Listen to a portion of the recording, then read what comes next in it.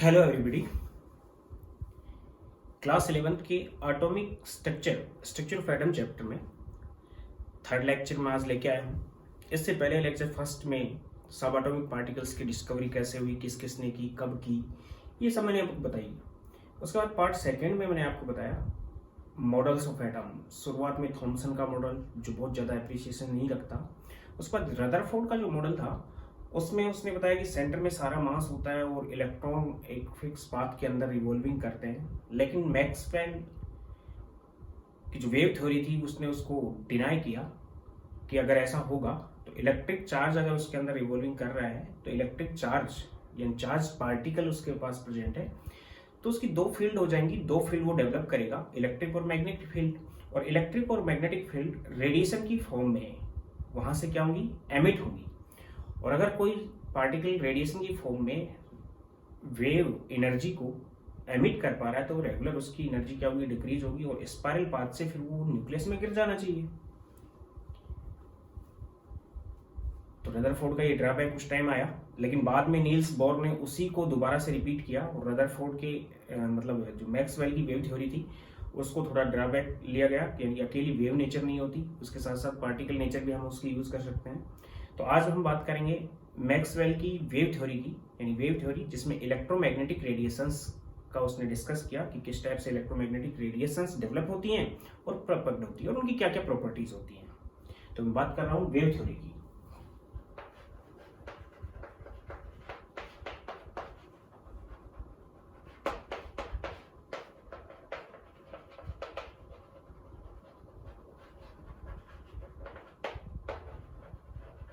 Wave theory और electromagnetic radiations.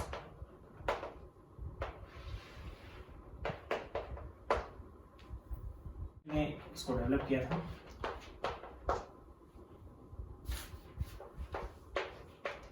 James Maxwell 1870 ने इसको डिजाइन किया था। अकॉर्डिंग टू मैक्सवेल अगर कोई चार्ज पार्टिकल मैक्रोस्कोपिक भी और माइक्रोस्कोपिक भी कोई भी चार्ज पार्टिकल मूवमेंट में है या रिवॉल्विंग में है तो वो अपनी एनर्जी को रेडिएशंस की फॉर्म में रिलीज करता है, रेडिएशन की फॉर्म में रिलीज करता है। और उस रिलीजिंग एनर्जी के अंदर या फिर उस रेडिएशन के अंदर दो टाइप के कंपोनेंट होते हैं या दो टाइप के फील्ड होते हैं, एक इलेक्ट्रिक फील्ड होता है और एक मैग्नेटिक फील्ड होता है। और दोनों कंपोनेंट एक दूसरे के म्यूचुअली परपेंडिकुलर होते हैं। इन दोनों कंपोनेंट, एक कंपोनेंट इस टाइप से वेरी करता हुआ जाएगा तो एक कंपोनेंट इस टाइप से वेरी करता हुआ जाएगा। इन दोनों एक दूसरे के क्या होंगे, एक इस टाइप से वेरी कर रहा है, एक इस टाइप से वेरी कर रहा है, दोनों एक दूसरे के म्यूचुअली परपेंडिकुलर होते हैं दोनों फील्ड। यानी इलेक्ट्रिक और मैग्नेटिक फील्ड दो फील्ड डेवलप कर पाता है वो, और दोनों फील्ड एक दूसरे के परपेंडिकुलर होते हैं अकॉर्डिंग टू मैक्सवेल। और मैक्सवेल ने वेव थ्योरी को डेवलप किया। इससे पहले लाइट जो थी, light Newton's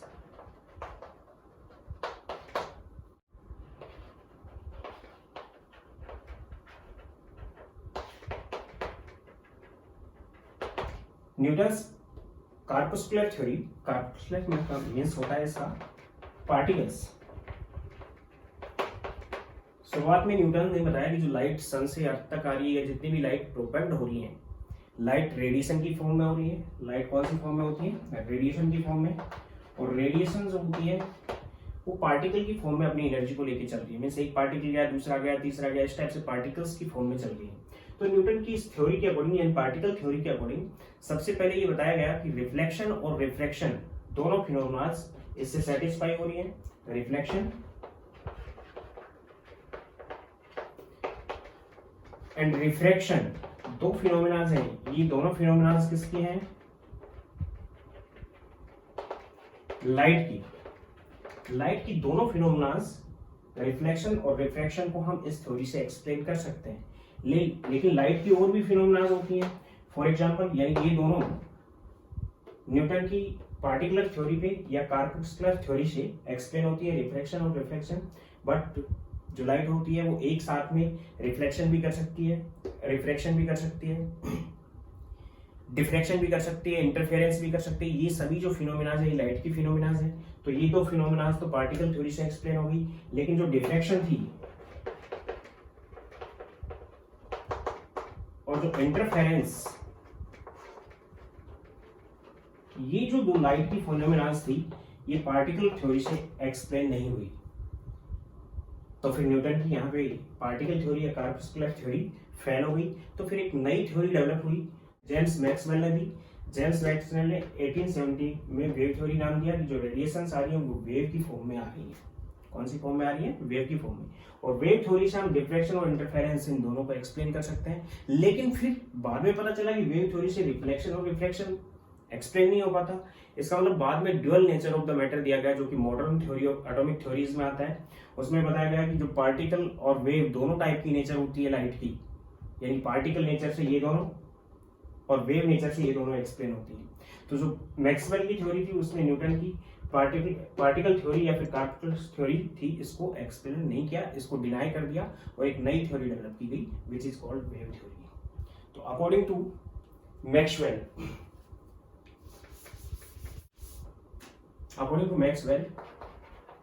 moving charge particle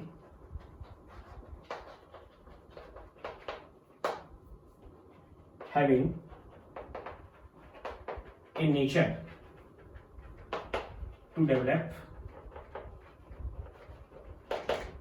radiation which contain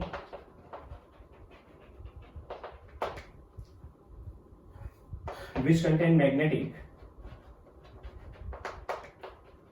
and electric component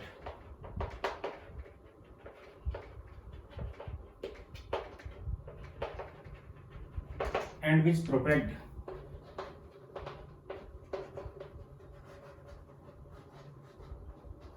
by wave। जो प्रोपेल्ड होते हैं वेव के through are called electromagnetic radiations.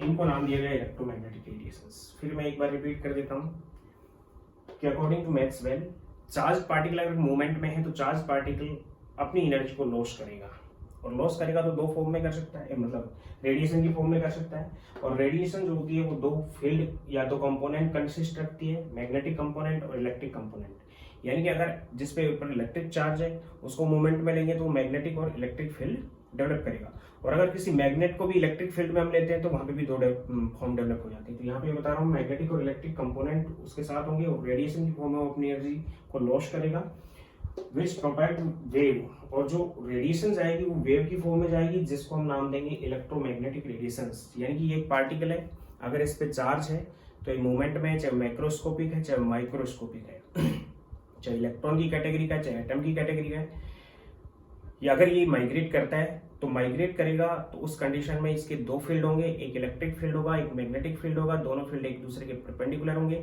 और यहाँ से एक रेडिएशन रिलीज होगी। उस रेडिएशन को हम नाम दे रहे हैं इलेक्ट्रोमैग्नेटिक रेडिएशन, और उस रेडिएशन में दोनों फील्ड या दोनों कंपोनेंट होंगे, इलेक्ट्रिक कंपोनेंट भी होगा और मैग्नेटिक कंपोनेंट भी उसमें प्रेजेंट होगा, और उस वेव को हम नाम देंगे इलेक्ट्रोमैग्नेटिक रेडिएशंस। यानी शुरुआत में ये जाना गया कि सन से आने वाली जो लाइट अर्थ तक आती है, तो सन से आती है अर्थ तक, तो अर्थ के ऊपर एक एटमॉस्फेरिक कवर है, यानी वहां तो मीडियम मिल गया, लेकिन सन से एटमॉस्फेयर तक आने में कोई मीडियम नहीं है।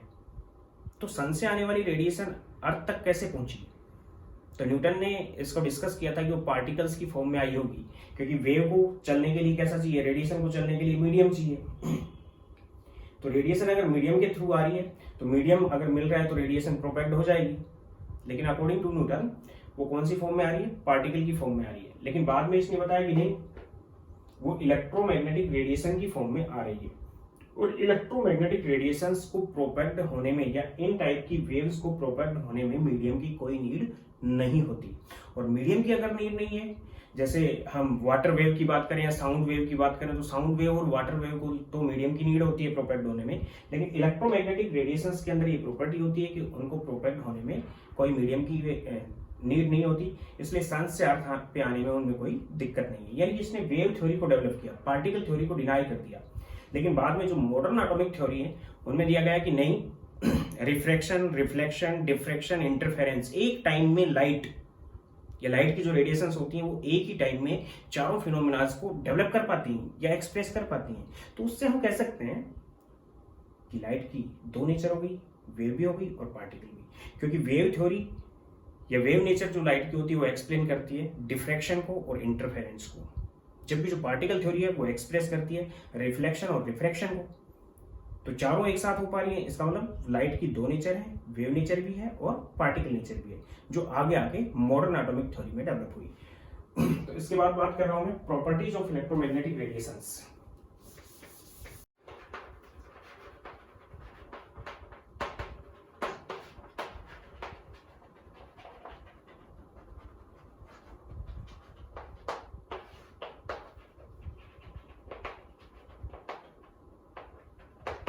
Properties of electromagnetic radiations.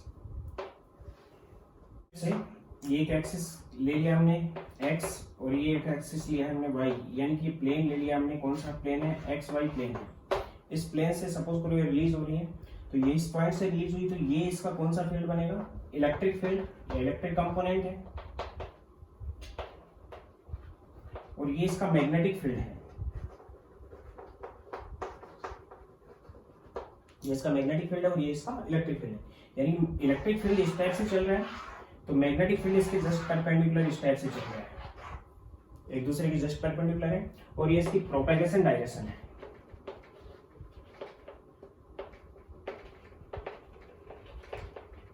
यानी रेडिएशन की प्रोपेगेशन डायरेक्शन है कि रेडिएशन इस टाइप से चल रही है। जो रेडिएशन डेवलप हुई है, जो वेव डेवलप हुई है, उसमें दो फील्ड है, एक इलेक्ट्रिक फील्ड है, एक मैग्नेटिक फील्ड है, दोनों एक दूसरे के परपेंडिकुलर है, एक ही पॉइंट से दोनों रिलीज हो रही हैं, और जो प्रोपेगेशन डायरेक्शन उससे जस्ट परपेंडिकुलर भी है। प्रोपेगेशन डायरेक्शन ये है, इलेक्ट्रिक फील्ड ये है इस प्लेन में, ये प्रोपेगेशन डायरेक्शन है, इलेक्ट्रिक फील्ड इस प्लेन में है और मैग्नेटिक फील्ड इस प्लेन में है। यानी मैग्नेटिक फील्ड और इलेक्ट्रिक फील्ड और प्रोपेगेशन डायरेक्शन तीनों आपस में परपेंडिकुलर होते हैं। तो इसकी जनरल प्रॉपर्टीज है कि एक तो इस टाइप की हो गई है, और दूसरा मैं ये बता रहा हूं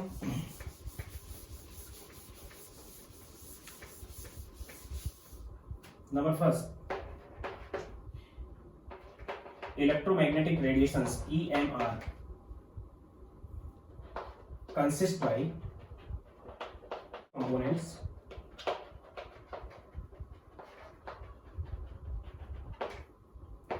electric and magnetic. Both component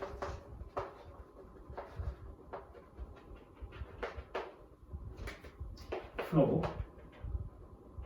as wave, दोनों ही कंपोनेंट वेव की तरह फ्लो होते हैं, having same velocity, same frequency,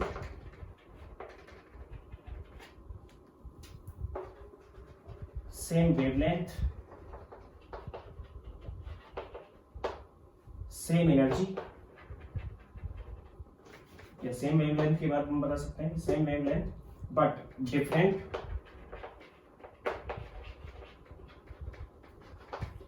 mutual plane which are perpendicular to each other.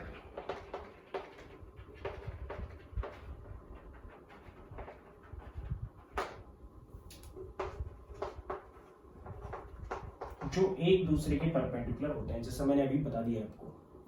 And third, speed same होती है इनकी, सेम वेवलेंथ होती है, सेम फ्रीक्वेंसी होती है, लेकिन एक दूसरे से बिल्कुल क्या होते हैं? Component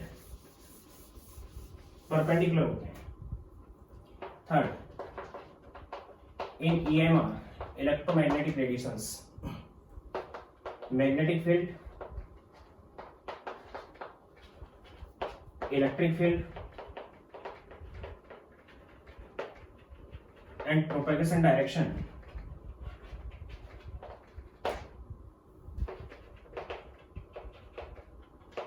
of wave are perpendicular to each other.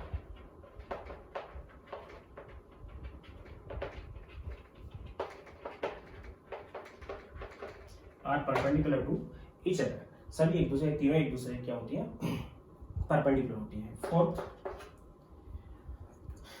Unlike sound waves water waves, इनको तो किस चीज की, मीडियम की नीड होती है, लेकिन इलेक्ट्रोमैग्नेटिक रेडिएशन को प्रोपेगेशन के लिए नीड नहीं होती, किसकी, मीडियम की। There is no need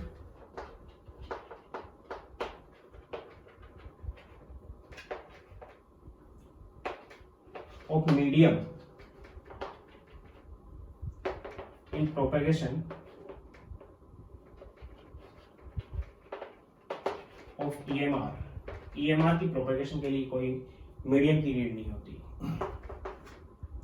the velocity of EMR is maximum होती है in vacuum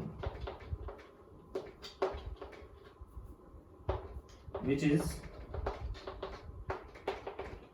3 into 10⁸ metre per second. 3 into 10⁸ metre per second में सभी EMR की जो 3 into 10⁸ metre per second velocity होती है। But velocity change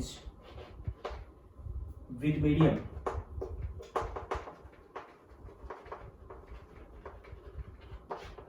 changing. अगर मीडियम की चेंज कर देते हैं, मीडियम चेंज कर देते हैं, तो वेलोसिटी उसकी चेंज हो जाएगी। वेलोसिटी चेंज हो जाएगी लेकिन फ्रीक्वेंसी कांस्टेंट रहेगी। But frequency of EMR constant by changing medium.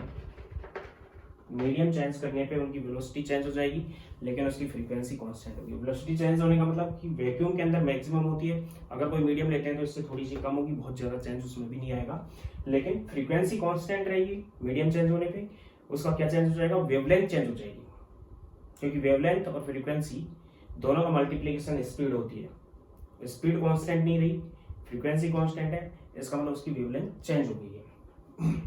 Physical component ले सकते हैं हम।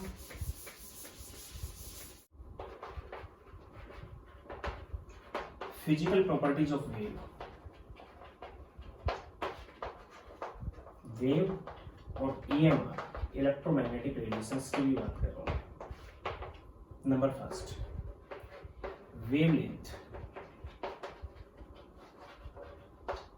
Represented by lambda.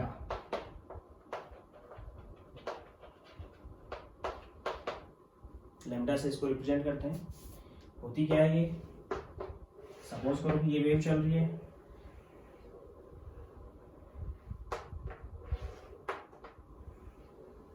इस टाइप से वेव चल रही है, प्रोपेगेट हो रही है।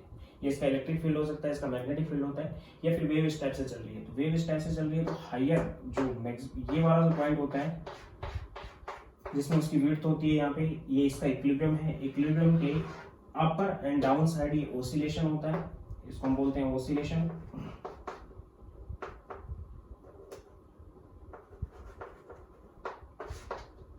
ऑसिलेशन हो रहा है अप एंड डाउन साइड। तो अपर साइड को हम नाम दे रहे हैं क्रेस्ट, डाउन साइड को हम नाम दे रहे हैं ट्रफ। तो क्रेस्ट बनती है, फिर ट्रफ बनता है, फिर क्रेस्ट बनती है, फिर ट्रफ बनता है। तो क्रेस्ट ट्रफ इक्विलिब्रियम से इस टाइप से चलता रहता है। क्रेस्ट हाइट है इसकी और ट्रफ इसकी डेप्थ है। डेप्थ में ट्रफ हो और हाइट में क्या होगा, क्रेस्ट होगा। तो उस कंडीशन में ये जो एरिया बना है इसको नाम दे रहे हैं क्रेस्ट, और इस इक्विलिब्रियम के इधर का एरिया जो होता है उसको नाम दे रहे हैं ट्रफ। और बीच में लाइन पे इक्विलिब्रियम बना हुआ है, यानी जितनी हाइट होगी क्रेस्ट की उतनी डेप्थ हो जाएगी ट्रफ की। और इस टाइप से चलता रहेगा, जितना इसका एरिया बनेगा उतना ही एरिया इसका बनेगा, उतना ही एरिया इसका बनेगा, अगर एक ही टाइप की वेव है तो उस कंडीशन में हम बता सकते हैं इक्विलिब्रियम से क्रेस्ट और ट्रफ बन रहे हैं। तो जो कम्युलेटिव जो क्रेस्ट बने हुए हैं वो विचार लेना, और जो कम्युलेटिव ट्रफ बने हुए विचार लेना। मीन्स ये क्या होंगी, वेवलेंथ होगी। तो वेवलेंथ को इस टाइप से डिफाइन कर रहा हूं मैं, it is distance between two cumulative crest और distance between two cumulative trough. Distance between two cumulative crest और ट्रफ। Is called wavelength.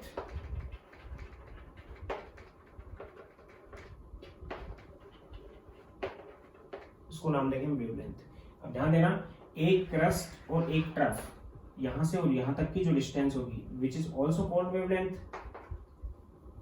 यहां से और यहां तक की जो डिस्टेंस है उसको भी हम क्या नाम दे रहे हैं, वेवलेंथ नाम दे रहे हैं। इट इज वन साइकिल, ये एक साइकिल है दिस, या फिर ये एक साइकिल है दिस, या फिर ये एक साइकिल है दिस, यानी कि एक साइकिल की जो डिस्टेंस होती है उसको हम नाम दे रहे हैं lambda. This is distance of one cycle.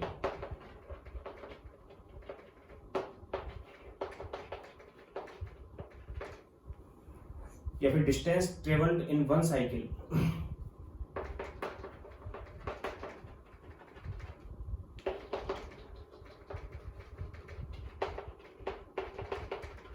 एक साइकिल में कितने डिस्टेंस ट्रेवल की गई विच इज कॉल्ड वेवलेंथ, उसको हम नाम दिया यहाँ पे वेवलेंथ। और वेवलेंथ को एक्सप्रेस करते हैं, एक्सप्रेस्ड इन, इसको एक्सप्रेस हम कर रहे हैं इन angstrom, A0 which is angstrom, and 1 angstrom which is equal to 10 to the power minus 10 meter, which is also equal to 10 to the power minus 8 centimeter, और 1 angstrom which is equal to 0.1 nanometre. Nanometre में भी इसको consider करते हैं क्योंकि nano जो होता है, nano which is 10 to the power minus 9 metre, nano होता है 10 to the power minus 9 metre, और स्मॉल एन से इसको हम डिनोट करते हैं। तो 0.1 nanometre is 1 angstrom, and 10 to the power minus 10 metre and 10 to the power minus 8 centimetre के इक्वल होगा, यानी कि 1 नैनोमीटर में 10 एंगस्ट्रॉम होते हैं। ये था इसका वेवलेंथ। दो क्रेस्ट कम्युलेटिव क्रमागत या फिर दो ट्रफ क्रमागत, उनके बीच की डिस्टेंस है। Second, frequency denoted by new, Latin word है न्यू। इसको इस टाइप से वी को थोड़ा सा ऊपर से मोड़ के हम यूज करेंगे। फ्रीक्वेंसी है कि एक सेकंड में कितने वाइब्रेशन हुए, कितने साइकिल हुए। साइकिल मैंने बता दिया कंप्लीट ये होता है, तो एक सेकंड में वेव कितने साइकिल कवर करती है विच इज कॉल्ड फ्रीक्वेंसी, या कितने ऑसिलेशन होते हैं विच is called frequency. Means number of cycle, number of oscillation,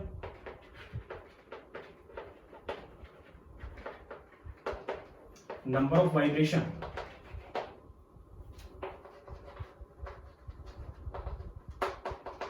in 1 second, एक सेकेंड में, are called frequency या is called frequency।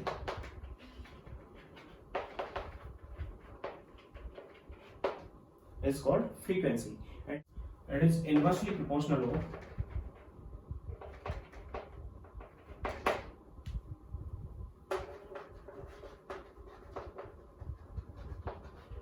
Lambda. Lambda की इनवर्सली प्रोपोर्शनल होती है, यानी कि जिस वेव का लैम्डा ज्यादा होता है उसकी फ्रीक्वेंसी कम होती है, जिसका लैम्डा कम होता है उसकी फ्रीक्वेंसी ज्यादा होती है। तो वाइब्रेशन एक सेकंड में कितने हो रहे हैं, ऑसिलेशन कितने हो रहे हैं, means complete cycle.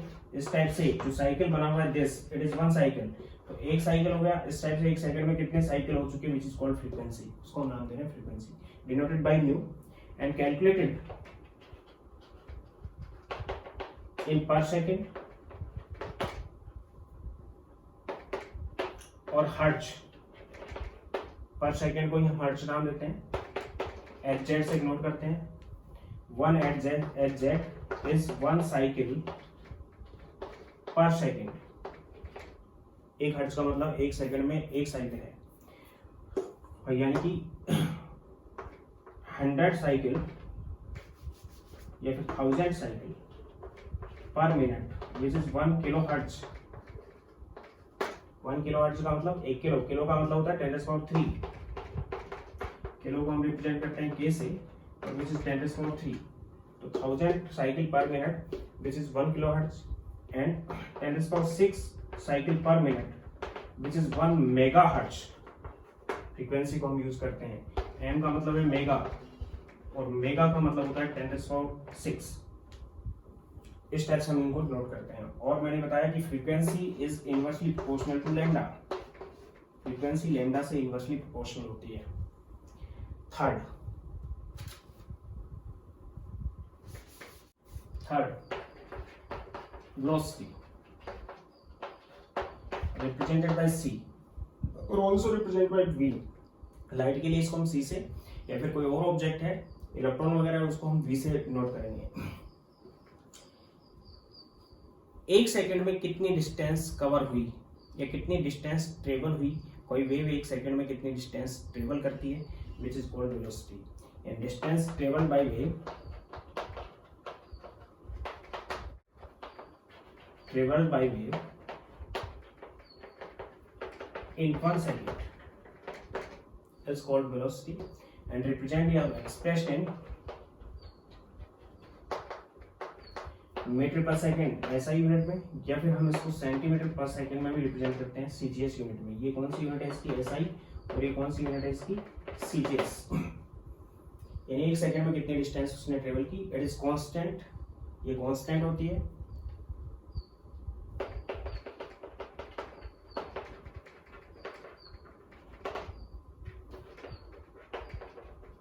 Electromagnetic radiations के लिए ये कांस्टेंट है, which is equal to 3 × 10⁸ metre per second in vacuum, constant है ये। और जो वेलोसिटी है इसका डायरेक्टली रिलेशन होता है, it is related with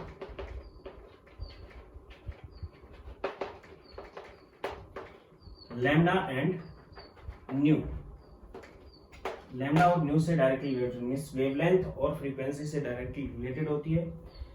C is equal to nu lambda. C is equal to nu lambda. C is velocity, nu is frequency and lambda is wavelength. Means इससे हम रिप्रेजेंट कर सकते हैं nu is equal to c by lambda। इनका relation होता है।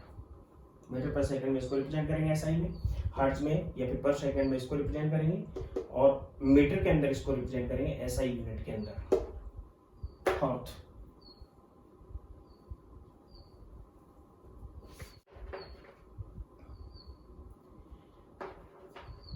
Wave number. Wave number कि एक यूनिट डिस्टेंस में, सपोज करो कि ये डिस्टेंस हमने 1 मीटर ले ली है, यूनिट डिस्टेंस है, या फिर 1 सेंटीमीटर ले ली है, यूनिट डिस्टेंस है। एक यूनिट डिस्टेंस में कितने लैम्डा हुए, 1 2 3 3.5, यानी यहां से यहां तक का एक लैम्डा हो गया, यहां से यहां तक का दूसरा हो गया, यहाँ से यहाँ का तीसरा होगा, और यहाँ से हाफ हो गया। यानी एक यूनिट एरिया यूनिट लेंथ के अंदर कितनी वेवलेंथ्स हैं, it is lambda, it is also lambda, it is also lambda and it is lambda by half. तो यहाँ पे 3.5 लैम्डा हो चुके हैं, देन वेव नंबर क्या आ जाएगा यहाँ पे 3.5। यानी कि number of wavelength in unit length of wave, wave की यूनिट लेंथ के अंदर कितने वेवलेंथ्स हैं, विच is called wave number, represented by new bar. New के ऊपर बार लगाते हैं, उससे रिप्रेजेंट करते हैं हम। नंबर ऑफ लैम्डा और wavelength in unit length of wave, इस टाइप से डिफाइन कर सकते हैं।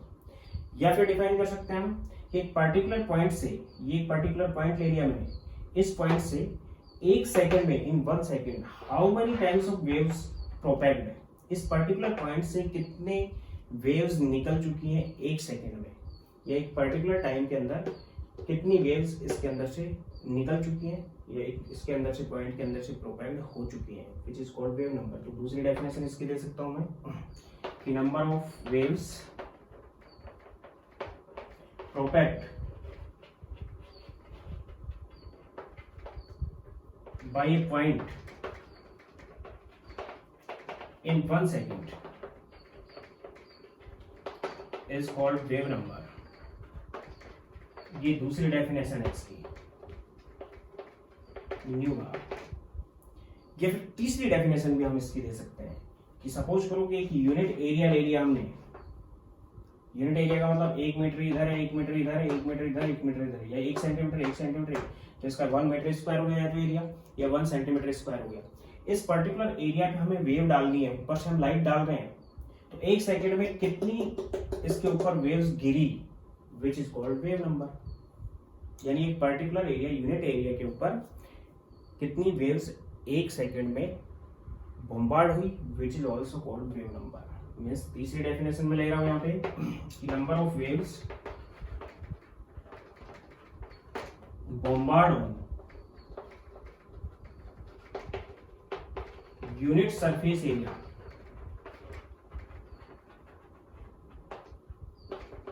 इन 1 second is called wave number. उसको भी हम क्या नाम दे रहे हैं, वेव नंबर। तो जनरली आपको प्रैक्टिकली ये याद रखना है कि यहाँ से और यहाँ तक की जो एक यूनिट डिस्टेंस थी, लेंथ थी, उसके अंदर कितने वेव नंबर आए, विच इज कॉल्ड वेव, कितने वेव्स आई या कितनी, सॉरी वेव्स नहीं, कितने वेवलेंथ आए, विच इज कॉल्ड वेव नंबर। और वेव नंबर को हम रेसिप्रोकल होता है ये किसका, लैम्डा का। तो रिलेशन आ गया इसके बीच में, it is reciprocal of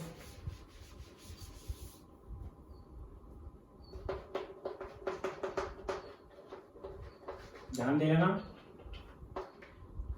directly portion नहीं होता, रेसिप्रोकल है। It is reciprocal of wavelength, ये वेवलेंथ का रेसिप्रोकल है। Means nu bar which is equal to 1 by lambda expressed in lambda को हम मीटर में करते हैं तो ये किस में हो जाएगा, मीटर इनवर्स में हो जाएगा, तो या फिर सेंटीमीटर में करेंगे तो सेंटीमीटर इनवर्स में, सीजीएस में ये और एसआई में ये एसआई यूनिट में है और ये सीजीएस यूनिट में। ये था wave number. Next fifth,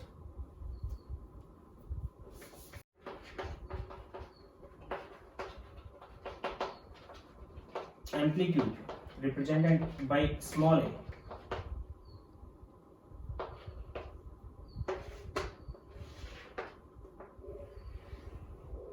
suppose करो ये एक वेव चल रही है, ये क्रेस्ट बना हुआ है, इसकी जो हाइट आएगी इट इज हाइट, और ये ट्रफ बना हुआ है, इसकी जो डेप्थ आ रही है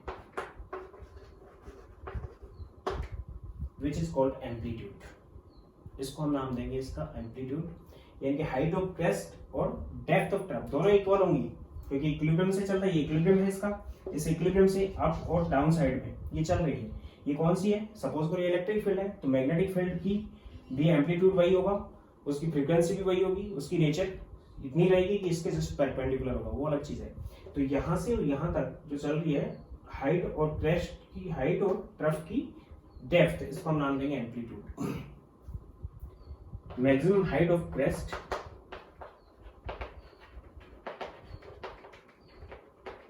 और maximum depth of trough is called amplitude.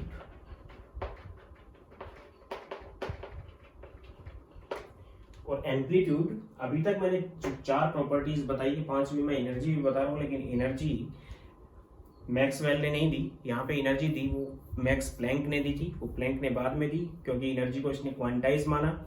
यहाँ पे वेव की एनर्जी है, वेव की एनर्जी को ही उसने एक्सप्रेस किया which is energy of photon, जो इसके जस्ट बाद बताऊंगा मैं और प्लैंक थ्योरी में भी बताऊंगा।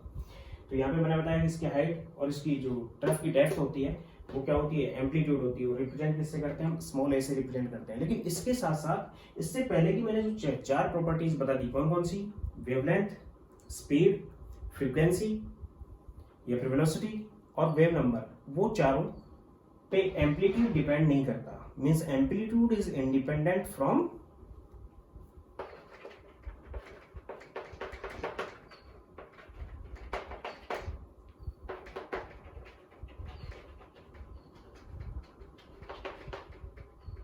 Lambda, frequency, speed and wave number, nu bar, इनसे इंडिपेंडेंट होता है। लेकिन इसको हम आइडेंटिफाई कैसे करते हैं कि जैसे हमने 2 बल्ब यूज कर लिए सेम वोल्टेज पे, 250 वोल्टेज दी बल्ब को, एक बल्ब हमने ले लिया 10 वाट का और एक 100 वाट का बल्ब ले लिया, या फिर एक हमने 14 वाट की ट्यूबलाइट ले ली, 2 बल्ब यूज किए, एक ट्यूबलाइट यूज किया, या फिर एक CFL यूज कर ली। तो हम जानते हैं कि 14 वाट की CFL है वो इंटेंसिटी ज्यादा रखती है, चमक ज्यादा देगी, जबकि जो बल्ब है वो इतनी चमक नहीं दे पाएंगे। बल्ब में हमने व्हाइट मिक्स नहीं कर रखा, प्योर बल्ब है, ट्रांसपेरेंट टाइप का बल्ब है, तो उसके अंदर जो रेडिएशन आएंगे, जो तीनों को हमने एक साथ क्या किया, ओपन कर दिया, ऑन कर दिया, तो तीनों से जो लाइट आई वो जो 10 वाट के बल्ब से है उसके इतनी ज्यादा लाइट नहीं बिखेर पाएगा, वो डिस्क्रीट नहीं कर पाएगा, जबकि जो CFL है वो ज्यादा लाइट को डिस्क्रीट कर पाएगी। इसका मतलब CFL की जो लाइट निकल रही है उसका एम्पलीट्यूड ज्यादा है, उसमें चमक ज्यादा है, उसमें शाइनिंग ज्यादा है। तो जितनी ज्यादा एम्पलीट्यूड होगा उतनी ही लाइट की शाइनिंग ज्यादा होगी। तो वाट और वोल्टेज और एनर्जी से कोई रिलेशन नहीं है। शाइनिंग जो होती है लाइट की वो डिपेंड करती है उसके एम्पलीट्यूड पे। किस पे डिपेंड करती है? उसके एम्पलीट्यूड पे। उसका लैम्डा क्या है उस पर डिपेंड नहीं करती, उसकी एनर्जी क्या है उस पर डिपेंड नहीं करती, उसकी पावर क्या है उस पर डिपेंड नहीं करती, उसकी स्पीड क्या है उस पर डिपेंड नहीं करती, उसकी फ्रीक्वेंसी क्या है उस पर डिपेंड नहीं करती। केवल किस पे डिपेंड करती है? एक बार फिर रिपीट कर रहा हूं मैं कि हमने दो चीज यूज की, एक बल्ब यूज किया, एक CFL यूज की। बल्ब से जो निकलने वाली लाइट है वो इतनी शाइनिंग वाली लाइट नहीं थी, इतनी चमक उसमें नहीं थी, लेकिन जो CFL से निकलने वाली लाइट है उसमें चमक ज्यादा थी। इसका मतलब क्या है कि CFL से निकलने वाली लाइट की एनर्जी शायद वही रही होगी, क्योंकि दोनों को हमने सेम करंट दिया, सेम टाइम के लिए दिया। तो दोनों से निकलने वाली लाइट्स की एनर्जी सेम थी या रेडिएशन की एनर्जी सेम थी, लेकिन फिर भी एक की चमक ज्यादा थी, एक की कम थी। इसका मतलब जिसकी चमक ज्यादा थी उसका एम्पलीट्यूड ज्यादा था, जिसकी चमक कम है उसका एम्पलीट्यूड कम है। तो यह एम्पलीट्यूड ये इंडिपेंडेंट होता है, हाइट और डेप्थ होती है।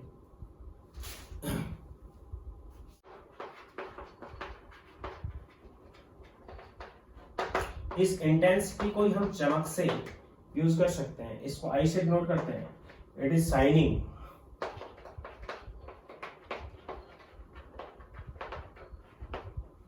और glow of radiation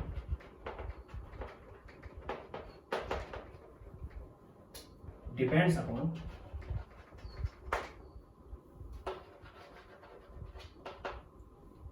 amplitude.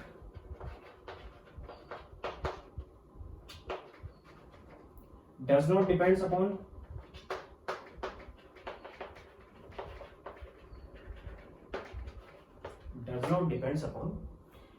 frequency, speed, energy, new bar and lambda of radiation. Radiation के लैम्डा पे डिपेंड नहीं करता। जैसे मैंने अभी एक्सप्लेन कर दिया कि एम्पलीट्यूड ज्यादा होगा उसकी इंटेंसिटी ज्यादा होगी, एम्पलीट्यूड कम होगा उसकी इंटेंसिटी कम होगी। Means intensity is directly proportional to amplitude square.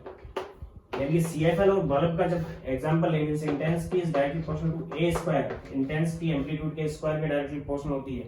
यानी जितना ज्यादा एम्पलीट्यूड होगा उतने ही ज्यादा उसकी इंटेंसिटी होगी, उतनी ही ज्यादा उसके अंदर शाइनिंग होगी, चमक ज्यादा होगी उसके कलर से निकलने वाली। अगर वो विजिबल रीजन से है, अगर विजिबल से नहीं है, नॉन विजिबल रीजन से, तो हम उसको देख नहीं पाएंगे। लेकिन ऐसी मशीन हम प्रिपेयर कर सकते हैं जो उसकी इंटेंसिटी को एक्सप्रेस कर सकती है कि उसकी कितनी, यानी डिटेक्टर से हम उसकी इंटेंसिटी को एक्सप्लेन कर सकते हैं।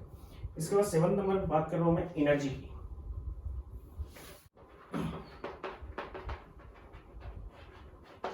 एनर्जी ऑफ वेव और फोटोन और क्वांटा। एक्चुअली हो क्या था, उसके बाद प्लैंक क्वांटम थ्योरी के अंदर बात करूंगा मैं, लेकिन अभी मैं यहाँ थोड़ा रिपीट कर देता हूँ कि वेव, मैंने अभी बताया कि बाद में पता चला कि दोनों टाइप की नेचर होती हैं एक साथ ही लाइट की। इसका मतलब उसकी वेव टाइप भी है और उसकी पार्टिकल टाइप भी है। फोटोन और क्वांटा पार्टिकल नेचर पर डिपेंड करते हैं कि फोटोन और क्वांटा। कहने का मतलब ये है कि मैक्स प्लैंक ने ये चीज बताई जो आगे मैं बताऊंगा कि जो लाइट आ रही है, कोई भी एमिशन या एब्जॉर्प्शन हो रहा है किसी लाइट का, तो पैकेट्स की फॉर्म में होता है। यानी कि एक पैकेट पहले लिया गया, फिर दूसरा लिया गया, फिर तीसरा लिया गया, इस टाइप से होता है। इसका मतलब क्या हुआ कि एक फिक्स डिस्क्रीट सीरीज के अंदर क्या होता है, एनर्जी का एब्जॉर्प्शन होता है और एमिशन होता है। यानी कि ऐसे नहीं होता कि एनर्जी रेगुलर एब्जॉर्ब की जा रही है या रेगुलर कंटिन्यूअसली रिलीज की जा रही है। कोई बॉडी रेगुलर एनर्जी को एब्जॉर्ब कर पा रही है, रेगुलर कर रही है, या फिर रेगुलर क्या कर रही है, उसको रिलीज कर रही है, एमिट कर रही है। ऐसा पॉसिबल नहीं है। अगर ऐसा है तो कंटिन्यूअस हो गया, लेकिन कंटिन्यूअसली मॉडर्न कंसेप्ट के अकॉर्डिंग पॉसिबल नहीं है। डिसकंटिन्यूअसली एब्जॉर्प्शन होता है और डिसकंटिन्यूअसली कैसा होता है, या डिस्क्रीट सीरीज के अंदर ही उसका एमिशन होता है। यानी कि एनर्जी ली गई, फिर दूसरा पैकेट लिया गया, फिर तीसरा, यानी कि लाइट जो आ रही है वो पैकेट्स की फॉर्म में रख रही है एनर्जी, और उन पैकेट्स को हम नाम दे रहे हैं क्वांटा या फोटोन, ये मैं बाद में डिस्कस करूंगा। Then energy of wave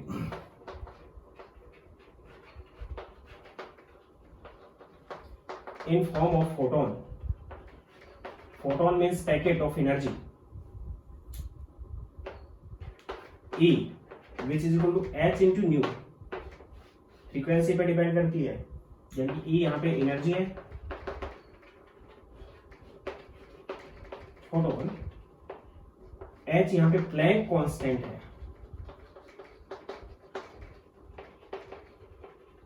max Planck ने एक्सप्लेन किया था इसको, H is equal to 6.62 into 10⁻⁻34 joule second जेस, या फिर ये तो मैंने ऐसा ही में दे दिया, सीजीएस में इसको हम रिप्रेजेंट कर सकते हैं 6.62 into 10⁻⁻27 erg second, ERG erg, energy की यूनिट है सीजीएस में, then it is in CGS, and nu is frequency of wave, wave की फ्रीक्वेंसी है, एंड न्यू की वैल्यू मैंने आपको बता रखी है c बाई लैम्डा होती है, then energy is equal to, energy किसके इक्वल होगी, h c by lambda, it is energy of photon, energy of one photon, one photon, photon का मतलब पैकेट, यानी एनर्जी रेगुलर या कंटिन्यूअसली एब्जॉर्ब नहीं होती और रिलीज नहीं होती, एनर्जी जो होती है वो डिस्क्रीट सीरीज में असतत रूप से एक के बाद एक, एक के बाद एक, एक के बाद एक, इस टाइप से एब्जॉर्ब हो पाएगी और एमिट हो पाएगी, और इस टाइप से होगी तो पर फोटोन मींस एनर्जी का एक पैकेट एब्जॉर्ब हो पाता है और एक पैकेट ही एमिट हो पाता है, उस पैकेट को ही नाम दे रहे हैं हम फोटोन, और उस पैकेट की जो एनर्जी होती है वो उसकी फ्रीक्वेंसी पर डिपेंड करेगी, क्योंकि एस तो कांस्टेंट है तो उसकी एनर्जी उसकी फ्रीक्वेंसी पर डिपेंड करेगी, और फ्रीक्वेंसी और एनर्जी के बीच में ये रिलेशन था, मैंने आपको बता रखा है, तो एनर्जी और फ्रीक्वेंसी के बीच में ये रिलेशन की वजह से energy is equal to h c by lambda होगी, ये है एनर्जी ऑफ वन फोटोन। अगर आपके पास एनर्जी, सपोज करो कि एक बॉडी ने एन नंबर ऑफ या 100 एनर्जी के पैकेट एब्जॉर्ब किए या फिर 100 ही एनर्जी के पैकेट एमिट कर दिए, मींस एनर्जी एब्जॉर्ब और एमिटेड बाय ए बॉडी, एक बॉडी एनर्जी को एब्जॉर्ब और एमिट करती है इन discrete series of packets which are called quanta or photon, और energy of one photon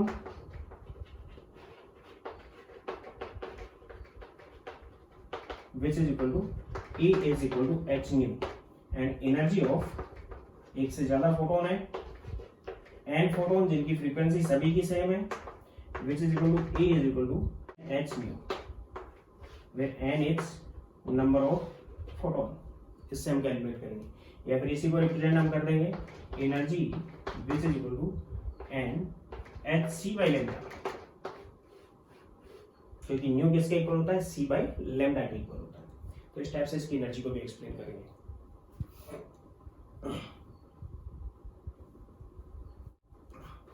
how many photons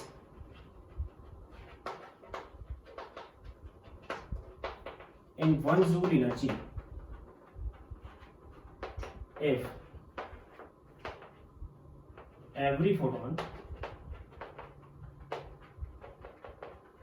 having lambda is equal to 4000 angstrom, lambda उसका कितना है photon का 4000 एंगस्ट्रॉम है, तो 1 जूल एनर्जी में कितने फोटोन होंगे इन लाइट,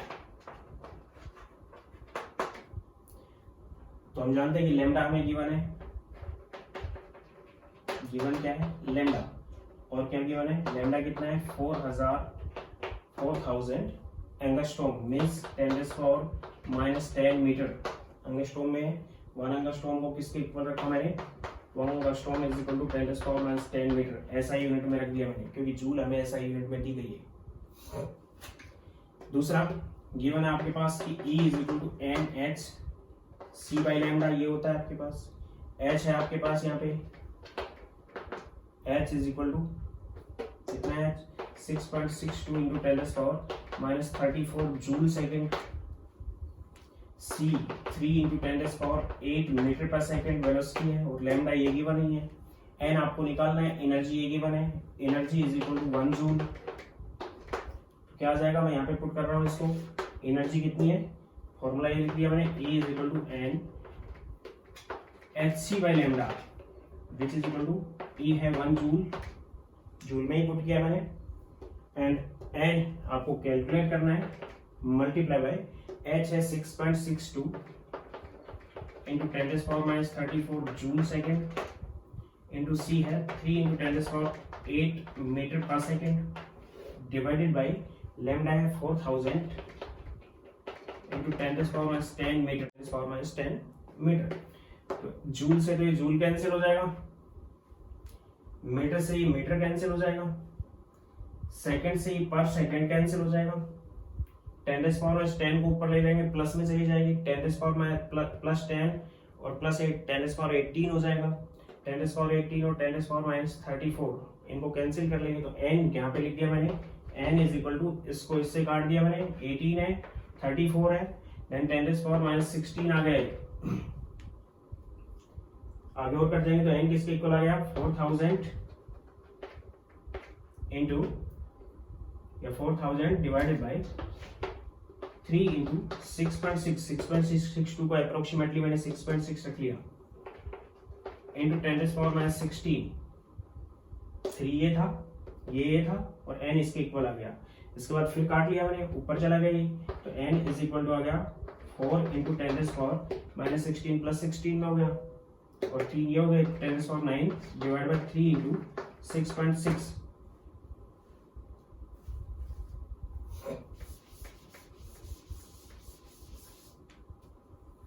यानी इसकी कैलकुलेशन करेंगे तो यानी यहाँ पे आ जाएगा 40 इंटू 10⁻18 रिप्रेजेंट कर दिया, 4 इंटू 10⁻19 को 40 इंटू 10⁻18 रिप्रेजेंट किया मैंने, divide by 8 and 19.8 which is approximately equal to 2 into 10⁻18, यानी लगभग 2 इंटू 10⁻18 फोटॉन्स होंगे 1 जूल एनर्जी के अंदर, अगर पर फोटोन का लैम्डा ये है तो। आपसे कह दिया गया कि energy of one photon,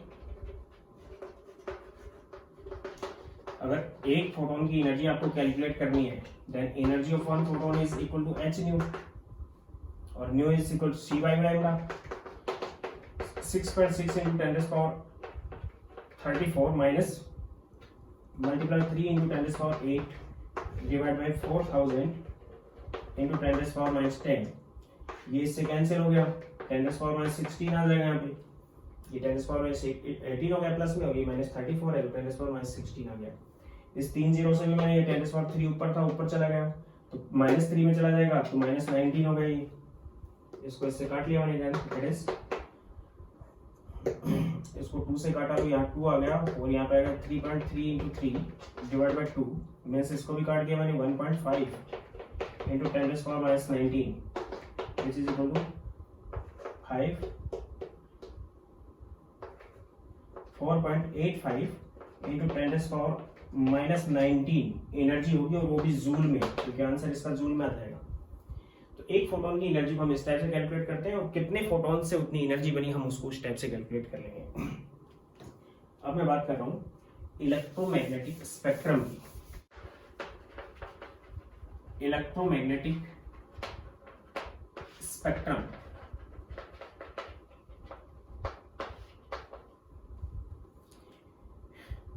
wave theory के अकॉर्डिंग ये भी, लेकिन प्लैंक की जो कंसेप्ट था E is equal to h nu, वो वेव थ्योरी के अकॉर्डिंग नहीं था, प्लैंक ने अपनी क्वांटम थ्योरी के अकॉर्डिंग दिया था, क्योंकि वेव थ्योरी में ये बताया गया कि जो रेडिएशंस आ रही है, एमिशंस हो रहा है, वो कंटिन्यूअस होगा, या एब्जॉर्प्शन है वो भी कंटिन्यूअस होगा, क्योंकि वेव्स कंटिन्यूअसली एनर्जी को लेके आ रही हैं, लेकिन यानी कि वेव नेचर होगी रेडिएशन की, लेकिन बाद में प्लैंक ने बताया कि उसकी पार्टिकल टाइप की नेचर भी होती है। तो पार्टिकल नेचर के अकॉर्डिंग उसने बताया कि फोटोन या फिर क्वांटा उसके अंदर प्रेजेंट होते हैं, जो कि एनर्जी पैकेट्स हैं, एनर्जी के बंडल्स हैं, और उसी बंडल की फॉर्म में ही एनर्जी एब्जॉर्ब होती है, और उन्हीं की फॉर्म में एनर्जी रिलीज होती है। तो स्पेक्ट्रम क्या था कि सन से आने वाली लाइट को उनके वेव नंबर या फिर उनकी फ्रीक्वेंसी या फिर उनकी वेवलेंथ के ऑर्डर में हमने अरेंज कर दिया और डिफरेंट ऑर्डर की वेव्स को नाम दे दिया, विच is called electromagnetic spectrum. Means arrangement of sunlight in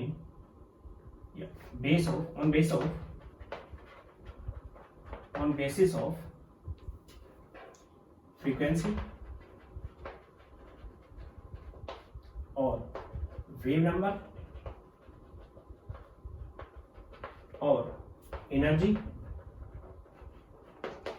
wavelength in different part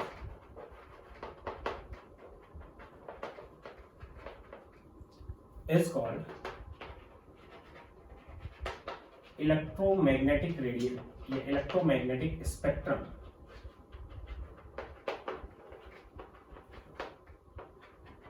इसको हमने नाम दिया इलेक्ट्रोमैग्नेटिक स्पेक्ट्रम। इसको हमने इस टाइप से डिवाइड किया।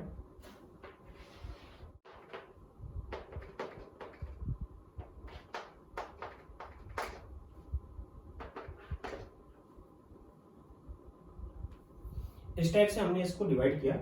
डिवाइड करने का बेसिक जो फंडा था वो ये था कि किस टाइप की होंगी, ये जो मैंने लिख दी इनकी फ्रीक्वेंसीज हैं।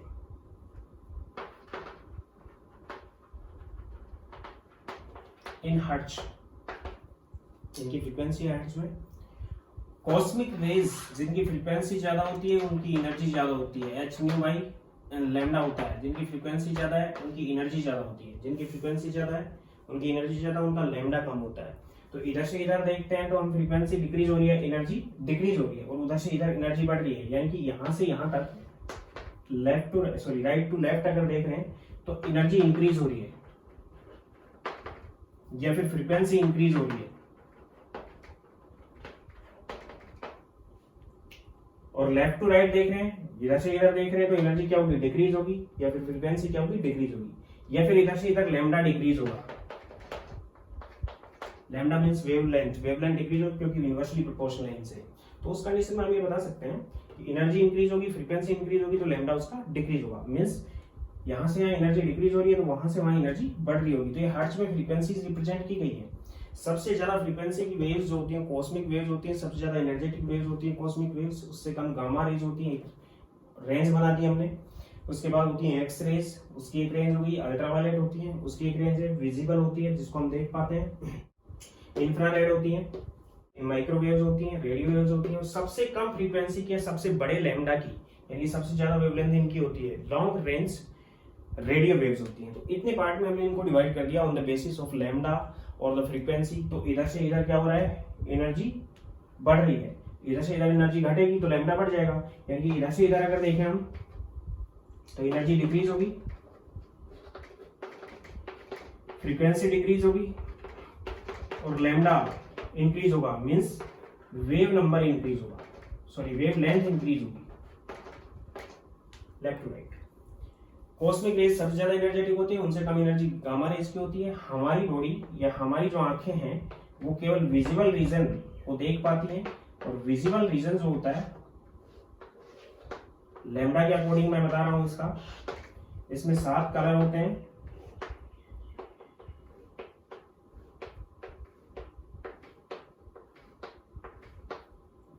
वॉयलेट, ये है इंडिगो, इंडिगो बहुत छोटा रीजन होता है। Blue, green, yellow, orange and red. यहां से यहां तक का जो नैनोमीटर में होता है वो 400 नैनोमीटर से 700 नैनोमीटर के बीच होता है। यानी लैम्डा की बात की है मैंने यहाँ पे नैनोमीटर में, यानी विजिबल रीजन 400 नैनोमीटर से 700 नैनोमीटर, या फिर इसको हम बता सकते हैं 4000 एंगस्ट्रॉम से 7000 एंगस्ट्रॉम के बीच का लैम्डा होता है, जिसको आंखों से हम देख पाते हैं। ये 400 नैनोमीटर से 1 नैनोमीटर के बीच का जो एरिया है अल्ट्रावायलेट का है। इधर से इधर लैम्डा बढ़ रहा है। 1 नैनोमीटर से 0.01 नैनोमीटर तक का एरिया एक्सरेज का है। 0.01 से 10⁻⁴ नैनोमीटर तक का एरिया गामा रेज का है। और इससे कम जो नैनोमीटर का लैम्डा होता है वो कॉस्मिक रेज का होता है। 700 से लगभग 15,000 नैनोमीटर इंफ्रारेड का होता है।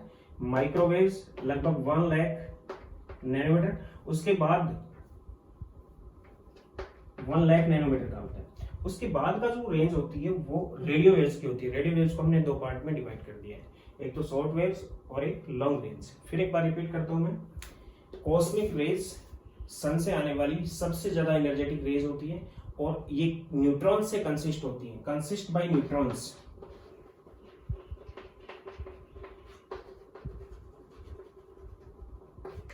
न्यूट्रॉन से कंसिस्ट होती है।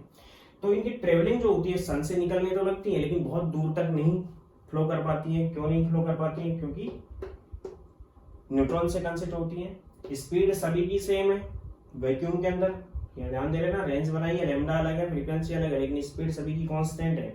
तो स्पीड तो सभी की कांस्टेंट है, लेकिन इसका लैम्डा सबसे छोटा होने की, लैम्डा एक डिस्टेंस है, सबसे छोटा होने की वजह से ये बहुत ज्यादा डिस्टेंस कवर नहीं कर पाती है, अपनी एनर्जी को लॉस कर चुकी होती है। कॉस्मिक रेज अर्थ तक नहीं आ पाती हैं, या फिर अर्थ के एटमॉस्फेयर के आउटर स्फीयर तक आ पाती हैं, अंदर नहीं आ पाती हैं, बहुत कम पहुंच पाती है कॉस्मिक रेज। गामा रेज भी ऐसा ही है, गामा रेज का भी लैम्डा बहुत छोटा है, इसलिए इसका भी डिस्टेंस बहुत कवर नहीं कर पाती। हायर एनर्जेटिक रेज भी होती है, एक्स रेज भी यहाँ तक नहीं आ पाती। कॉस्मिक रेज, गामा रेज और एक्स रेज, ये तीनों अर्थ तक नहीं पहुंच पाती हैं, ये अर्थ के बाहर ही रुक जाती हैं। क्यों? क्योंकि डिस्टेंस कम कवर कर पाती है लैम्डा छोटा होने की वजह से। अगर तीनों अर्थ तक पहुंच जाती तो ये बहुत ज्यादा हार्मफुल होती, ये बहुत ज्यादा हार्मफुल होती। हम इन्हें मशीन से तो डिटेक्ट कर पाते हैं लेकिन आंखों से इनको देख नहीं पाएंगे। अल्ट्रावायलेट, इनसे कम एनर्जी की रेंज है, तो अल्ट्रावायलेट थोड़ा डिस्टेंस ज्यादा कवर करने के बाद ये ओजोन लेयर तक आ जाती है।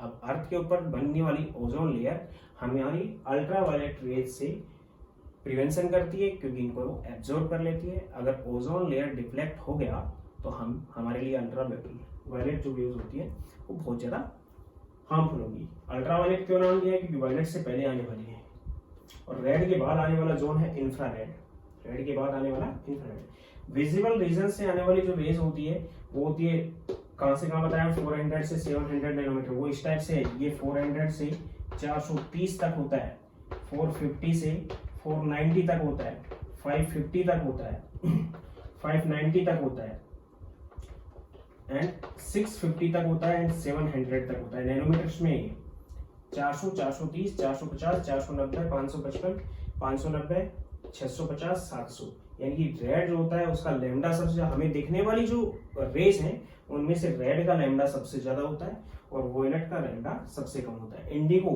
एक बहुत छोटा रीजन है, इसलिए जनरली हम 6 कलर यूज करते हैं, VBGYOR। इंडिगो इन दोनों के बीच की बॉन्डिंग है, वो एक अलग कलर हो गया, लगभग ब्लू और वोयलेट के बीच का कलर है। तो टोटल 7 कलर पाए जाते हैं जिनका ऑर्डर ये है।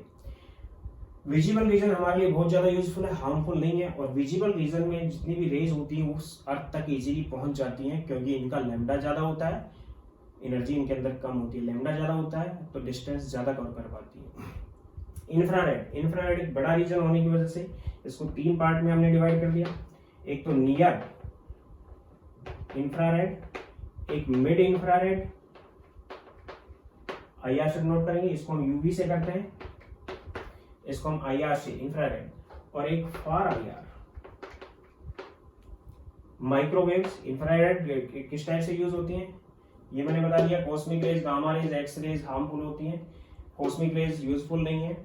गामा रेज को कैंसर के अंदर हम यूज करते हैं, कैंसर ट्रीटमेंट में। एक्स रेज को आपको पता है कि जब बोन्स फ्रैक्चर हो जाती हैं तो एक फोटो, नेगेटिव टाइप का फोटो लेने के लिए हम एक्स रेज को यूज करते हैं, जिससे बोन की या फिर क्रिस्टल स्ट्रक्चर की इन्वेस्टिगेशन के लिए, क्रिस्टल स्ट्रक्चर की आइडेंटिफिकेशन के लिए भी हम एक्स रेज को यूज करते हैं क्रिस्टलोग्राफी के अंदर, एक्सरे क्रिस्टलोग्राफी के अंदर, या फिर एक्सरे को नोट कर लेना सब चीजें।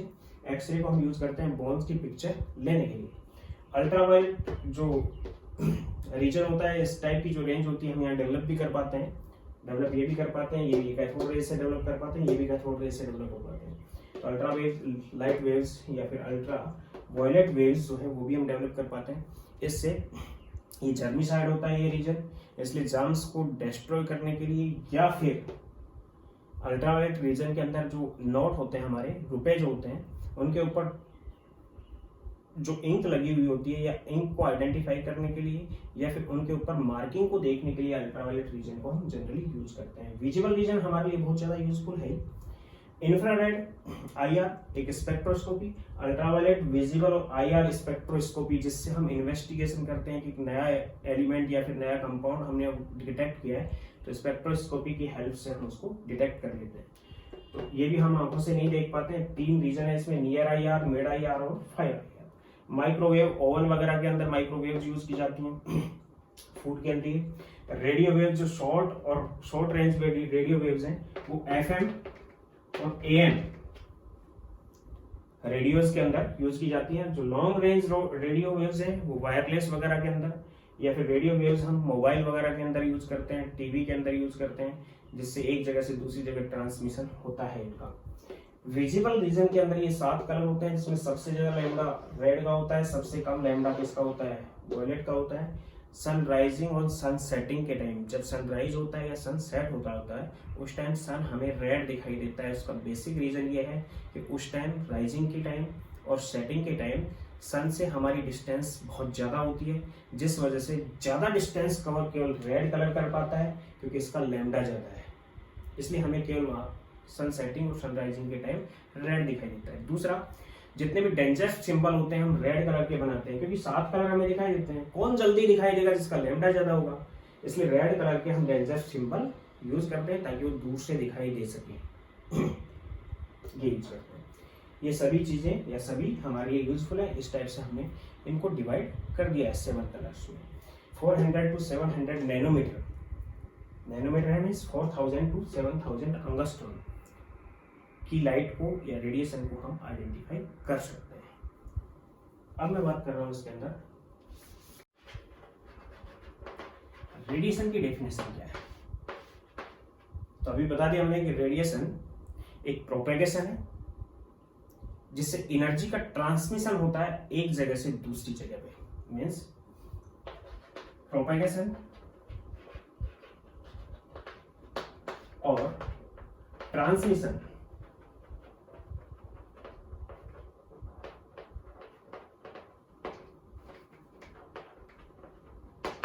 of energy from one place to another place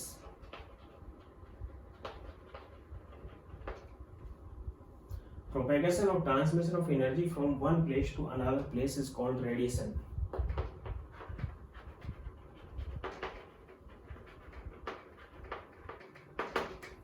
अब सपोज करो कि हमारे को रेडिएशन डिफरेंट टाइप की दी गई है, यहां से यहां तक की डिस्टेंस है हमारे पास,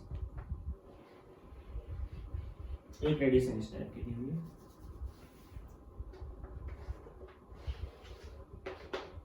दोनों की डिस्टेंस सेम है, एक रेडिएशन इस टाइप की है,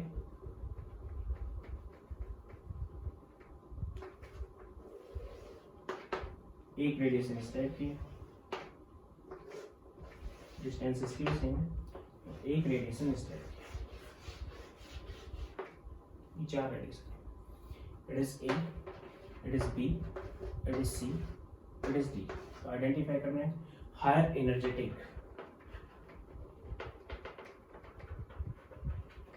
सबसे ज्यादा एनर्जी किसकी होगी, जिसकी फ्रीक्वेंसी सबसे ज्यादा होगी, जिसका लैम्डा सबसे छोटा होगा उसकी एनर्जी ज्यादा होगी, यानी कि बी, इसकी एनर्जी ज्यादा होगी। हायर इंटेंसिटी, सबसे ज्यादा इंटेंसिटी किसकी होगी, जिसका एम्पलीट्यूड ज्यादा होगा, डी। एम्पलीट्यूड इसका ज्यादा, एम्पलीट्यूड क्या है, हाइट और डेप्थ ऑफ क्रेस्ट और trough, D. Higher amplitude which is also in D. Higher velocity, किसकी सबसे ज्यादा वेलोसिटी होगी, वेलोसिटी सभी की सेम है,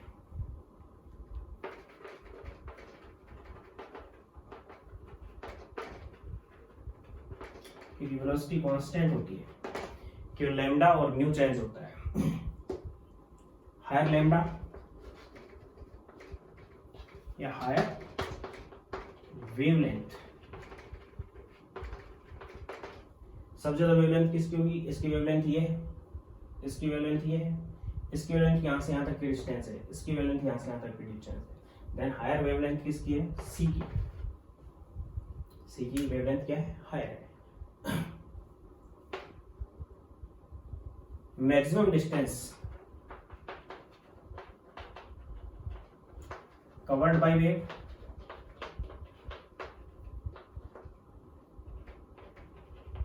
सबसे ज्यादा डिस्टेंस कौन कवर कर पाएगी? जिसका लैम्डा सबसे ज्यादा होगा, C. Maximum distance covered by wave, C. Higher glowing और शाइनिंग वेव्स, किसकी ग्लो सबसे ज्यादा होगी? शाइनिंग सबसे ज्यादा होगी, जिसका एम्पलीट्यूड सबसे ज्यादा है, D. Least distance cover by,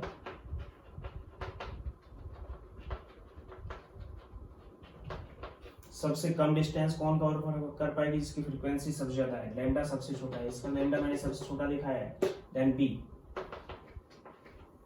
least glow, सबसे कम ग्लो किसका होगा? जिसकी इंटेंसिटी सबसे कम होगी, क्योंकि इंटेंसिटी और जो एम्पलीट्यूड है उनका इनसे रिलेशन नहीं होता, बाकी की चारों जो प्रॉपर्टीज हैं उनसे कोई रिलेशन नहीं होता।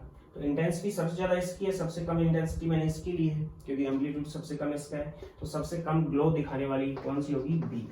इस टाइप से हम एक्सप्रेस कर सकते हैं वेव्स को देखते हुए, यहाँ से यहाँ तक की डिस्टेंस, यहाँ से यहाँ तक की डिस्टेंस, यहाँ से यहाँ तक की डिस्टेंस और यहाँ से यहाँ तक की डिस्टेंस कवर किए। अब सभी की वेलोसिटी सेम है, बताया मैंने कि सभी की क्या सेम है? Velocity same. तो हम क्या बता सकते हैं कि यहाँ से यहाँ तक की डिस्टेंस कवर करने में सभी को सेम टाइम लगेगा, क्योंकि distance travel in 1 second, 1 second में कितनी डिस्टेंस ट्रेवल की वो वेलोसिटी है, और वेलोसिटी सभी की सेम है, तो सभी को डिस्टेंस ये कवर करने में सेम टाइम लगेगा। लेकिन सभी की फ्रीक्वेंसी और लैम्डा अलग अलग है, जिसकी फ्रीक्वेंसी ज्यादा है उसका लैम्डा कम है, जिसकी फ्रीक्वेंसी कम है उसका लैम्डा ज्यादा है। तो आज के लेक्चर में इतना ही, ये सब चीजें आप नोट कर लेना। ये वेव थ्योरी की थी, लेकिन वेव थ्योरी भी कंप्लीट अपने आप में एक एक्सप्लेनेशन नहीं था। जो न्यूटन्स कैलकुलस थ्योरी थी वो पार्टिकल थ्योरी थी, कि जो लाइट आती है वो पार्टिकल टाइप आती है, लेकिन उसको इसने डिनाई किया। इसने कहा कि नहीं, उससे तो हम रिफ्रैक्शन और रिफ्लेक्शन दो फिनोमिनास को एक्सप्लेन कर सकते हैं, लेकिन डिफ्रैक्शन और इंटरफेरेंस को एक्सप्लेन नहीं कर सकते। इसका मतलब उसकी नेचर कैसी थी?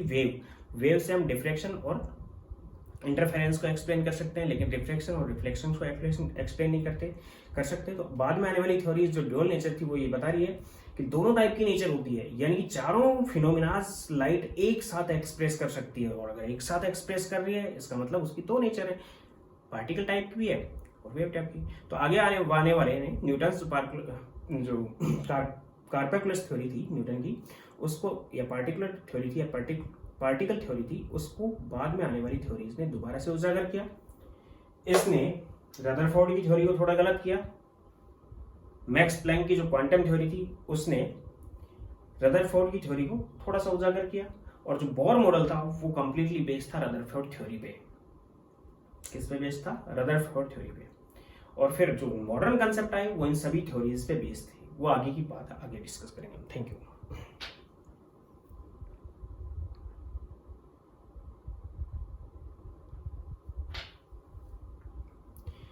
चैनल को सब्सक्राइब जरूर कर लीजिएगा और रेगुलर बने रहिए।